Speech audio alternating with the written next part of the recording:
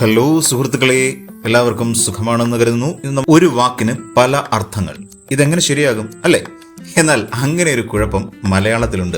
അവയ്ക്ക് നാനാർത്ഥം എന്നാണ് പറയുന്നത്. സന്ദർഭത്തിനനുസരിച്ചാണ് ഈ വാക്കുകൾക്ക് അർത്ഥം കിട്ടുന്നത്. അത് ഏതൊക്കെയാണ് എന്ന് നമുക്ക് നോക്കിയാലോ. ഒന്നാമത്, രാഗം എന്ന് പറയുന്ന വാക്കിന് ചുവപ്പ് എന്നും പ്രണയം എന്നും അർത്ഥമുണ്ട്.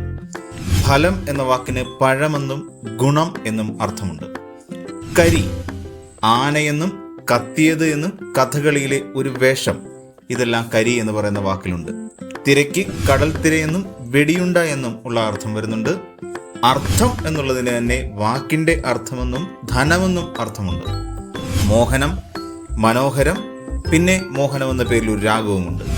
നോവ്, വേദന എന്ന അർത്ഥമുണ്ട്. അതോടൊപ്പം വിഷമം എന്നുകൂടി അർത്ഥമുണ്ട്.